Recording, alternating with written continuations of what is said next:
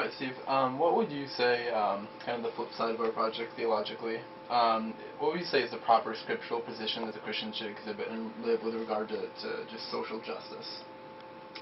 There are two things that I think it's very important to see.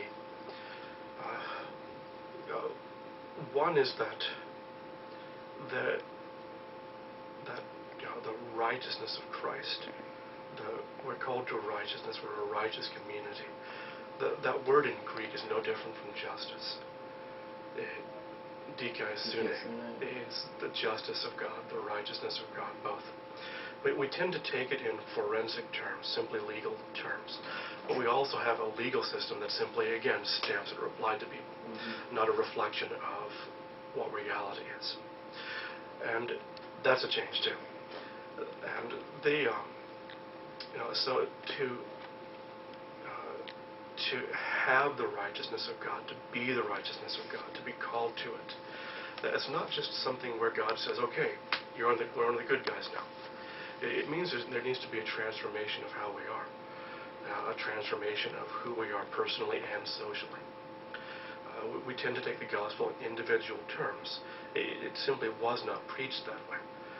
It certainly was preached to individuals, but it was part of a social transformation. It was part of turning the whole world upside down.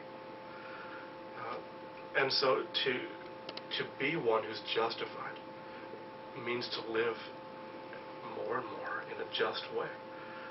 And so the establishment of a gospel, of an evangelical lifestyle, is part and parcel with working towards social justice, working towards justice in this world.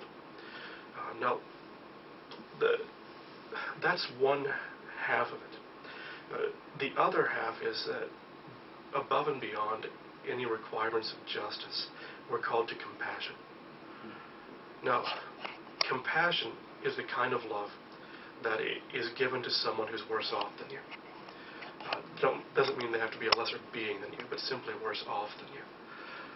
And again, the attitude of Christ Jesus to us was that though he was in very nature God, in the very form of God, or because he was in the very form of God, because he was God, probably is a better translation of that, the way he used his freedom was to become a servant.